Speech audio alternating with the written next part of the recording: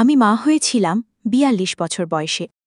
৪২ বছর বয়সে মা হয়েছি বলাটা বোধহয় ঠিক হল না, বরং বলা যেতে পারে আমি মা ডাক শুনেছিলাম ৪২ বছর বয়সে।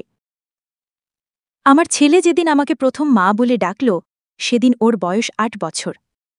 কি যে ভালো লেগেছিল সেদিন বলে বোঝাতে পারব না। প্রতিটা মেয়ের জীবনে এই মা ডাক শোনাটা পরম তৃপ্তির। সেই তৃপ্তি দিয়েছিল আমার ছেলে অপ্রতিম। অপ্রতিম এখন ডাক্তার, আজ ওরই জন্মদিন। আমার ভীষণ ইচ্ছে ছিল আজ ওর জন্মদিনে ওর হসপিটালে গিয়ে সমস্ত রোগীদের ফল বিতরণ করব। ছেলেকে আগে থেকেই বলে রেখেছিলাম সে কথা। আমার কথা শুনে আমার ছেলে বলেছিল, বেশ তো, তোমার যখন ইচ্ছে হয়েছে তাই করো তুমি, আমি সব ব্যবস্থা করে দেব। মায়ের ইচ্ছে পূরণ করতে পারাটাও যে বড় আনন্দের। আমার ছেলে আবার মা অন্তপ্রাণ, তাই মায়ের যে কোনো আবদারে কখনোই সে না করেনি। ছেলের হসপিটালে যখন পৌঁছালাম তখন হসপিটালের সবাই আমাকে দেখে বলেছিল ডাক্তারবাবুর মা। ছেলের পরিচয়ে পরিচিত হতে পেরে নিজেরও ভীষণ গর্ববোধ হচ্ছিল। হসপিটালে যখন সব রোগীদের কাছে গিয়ে ফল দিচ্ছিলাম তখন এক বয়স্কা ভদ্রা মহিলা বেডে শুয়ে থেকে ডাক দিলেন, ছর্দি। ছর্দি ডাক শুনেই বুকটা ছ্যাদ করে উঠল। ভীষণ পরিচিত গলা, চিনতে একটু অসুবিধা হয়নি। আমার নিজের বৌদি। বৌদিকে ওখানে দেখতে পাব আমি স্বপ্নেও ভাবিনি। সেই আগের চেহারাটা আর নেই, খুব খারাপ হয়ে গেছে। অনেক বছর পর দেখা। তাকিয়ে বললাম, বৌদি তুমি? বৌদি ক্ষীণ গলায় বলল, আমি তোমাতে দেখি চিনতে পেরেছি। তুমি সবাইকে ফল বিতরণ করছ, পরম সৌভাগ্য না হলে এমন কাজ করা যায় না। আসলে আমার ছেলেরা জন্মদিন। ছেলে তো এই হসপিটালেরই ডাক্তার, কিন্তু তোমাকে আজ এখানে দেখতে পাব সেটা ভাবিনি। খুব খুশি হলাম ছেলেকে ডাক্তার তৈরি করতে পেরেছ। আমি পারিনি আমার ২ ছেলেকে মানুষ করতে, তারা আজ আমাকে আর দেখে না। সেই যে হসপিটালে ভর্তি করে দিয়ে চলে গেছে আর আসেনি। ৫ দিন হয়ে গেল হসপিটালে আছি। তোমার সাথে অনেক অন্যায় করেছি ছর্দি। তোমার দাদার মৃত্যুর খবরটা পর্যন্ত তোমাকে দিইনি। পারলে আমাকে ক্ষমা করো। অনুতাপ অনুশোচনায় ভরা কয়েকটি কথা আমাকে কিছুক্ষণের জন্য থামিয়ে দিয়েছিল। জীবনে কোন পরিস্থিতিতে কখন যে কার সাথে দেখা হয়ে যায় কেউ বলতে পারে না। জীবনে ঠিক করেই রেখেছিলাম কোনো দিনও বৌদির মুখোমুখি হব না। বিয়ের পর থেকে আর কোনো দিনই বাপের বাড়িতে যাইনি আর। তার কারণ একটাই, ওই বৌদি। অথচ সেই বৌদিরই সঙ্গে আজ আবার দেখা।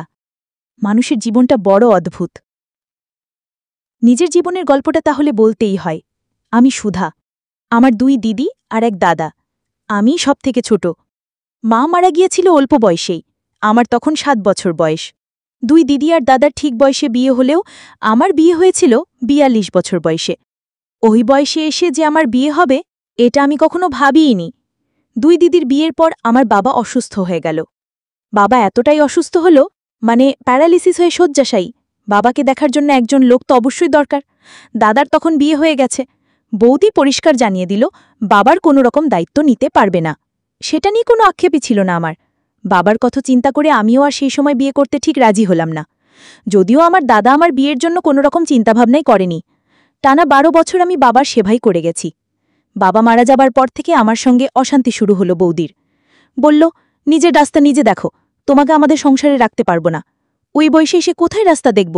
ভাবলেই চোখে জল আসত। বৌদির অত্যাচারের সীমাটা আরও বাড়তে লাগল। ভগবানকে ডাকতাম একটা রাস্তা দেখাও। ইতিমধ্যে একটা রাস্তা দেখালো ভগবান। খবরের কাগজের একটা বিয়ের বিজ্ঞাপন দেখে যোগাযোগ করে আমার বড়দি আমাকে বিয়ে করার জন্য বলে।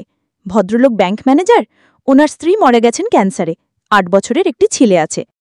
আমি বড়দিকে বললাম, আমি বিয়ে করতে রাজি, তুই কথা বল ওদের সাথে। বিয়ের কথা শুনে বৌদি খুশি হয়নি। আমি আড়াল থেকে বৌদির কিছু কথা শুনেছিলাম সেদিন। বৌদি আমার দাদাকে বলেছিল, ও কি আর এমনি এমনি বিয়ে করছে, দেখেছে ব্যাংক ম্যানেজার, টাকা পয়সা আছে, আর ছেলেটাকে মানুষ করবে ভেবেছ? দেখো কোনো অনাথ আশ্রমে দিয়ে না চলে আসে। তবে এটাই শান্তি, আমাদের ঘাড় থেকে আপদ বিদায় হচ্ছে। সেদিন এমন কথায় চোখের জল ধরে রাখতে পারিনি। মন খারাপ হয়ে গিয়েছিল ভীষণ। ভাবছিলাম আমি কি সত্যি আপদ? কিন্তু বিয়েটা আমি করবই, এটা মনে মনে ভেবে নিয়েছিলাম। কারণ আমি নিজে বুঝতাম মা না থাকার যন্ত্রণা কতটা। ছোটবেলায় আমিও হারিয়েছিলাম মাকে। বৌদির এমন কথাটা মনের মধ্যে ভীষণভাবে বিঁধেছিল। ঠিক করি আর কখনোই দাদা বৌদির সাথে যোগাযোগ রাখব না। দাদা কখনোই বৌদির এমন আচরণে প্রতিবাদও করেনি। দাদার উপর ভীষণ অভিমান নিয়ে চলে গিয়েছিলাম, আর কখনো ফিরিনি। দাদা বৌদিও আর আমার সাথে যোগাযোগ রাখেনি। বিয়ের পরবর্তী জীবনটা আমার আনন্দের, যাকে বলে পরম পাওয়া। ৪২ বছরে বিয়ে হয়ে যখন ওই বাড়িতে গেলাম, দুজন মানুষ তার মাকে খুঁজে পেয়েছিল, একজন আমার ছেলে আর একজন আমিই নিজে। আমাকে মা বলে ডাকতে থাকলো অপু। অপ্রতিম ওর নাম হলেও ওকে আমি অপু বলেই ডাকতাম। আর আমিও মা পেলাম আমার শাশুড়ি মাকে। কত বছর যে মা বলে ডাকিনি, সেই মায়ের অভাব পূরণ করল আমার শাশুড়ি মা। কখনো মনে হয়নি উনি আমার শাশুড়ি, মনে হতো আমার নিজের মা। এতটাই ভালো মানুষ ছিলেন। এইভাবেই আস্তে আস্তে মায়ার বাঁধনে সবার সাথে জড়িয়ে নিলাম। আজ আমি অপুর মা। অপুকে আমি গর্ভে ধারণ করিনি ঠিকই, অপুর মা হয়ে উঠতে সময়টাও বেশি লাগেনি। অপুকে বড় করতে হবে, মানুষ করতে হবে, এই জেদ নিয়েই চলল লড়াই। আজ আমার ছেলে ডাক্তার, আমার স্বামী আর ছেলেকে নিয়ে এখন সুখের সংসার। সময়ের সাথে সাথে কত কি বদলে যায়। সে যাই হোক, বৌদির এই অবস্থা দেখে মনটা সত্যিই খারাপ হয়ে গেল। অথচ একসময় ওই মানুষটার কত বাপট, কত অহংকার। তবে বৌদির এমন পরিণতি মন থেকে মেনে নিতে পারছিলাম না। হসপিটালে বেডে বসে অনুশোচনার আগুনে দগ্ধ হয়েই বৌদি বেশ কয়েকটা কথা বলে গেল। বৌদি বলল, ছোটদি, তোমাকে দেখে আজ আর হিংসে হচ্ছে না। জানো কত আনন্দ হচ্ছে আমার। মা হতে সবসময় পেটে ধরতে হয় না, প্রত্যেকটা মেয়ের মধ্যে মা লুকিয়ে থাকে, আর তুমি সেটা করে দেখিয়ে দিয়েছ। তোমার ছেলেকে শুধু ডাক্তারই বানাওনি, মানুষ বানিয়েছ। ডাক্তার যে এত ভালো মানুষ হতে পারে সেটা আমি এই 5 দিনেই বুঝেছি। আমাকে তো তোমার ছেলেই দেখছে। ডাক্তার হতে গেলে ভালো মানুষ হতে হয় আগে, তুমি মানুষ হতে শিখিয়েছ ওকে। শুধু একটাই অনুরোধ, আমার পরিচয়টা তোমার ছেলেকে আর জানিও না। কিছু খারাপ ঘটনা বরং না জানাই ভালো।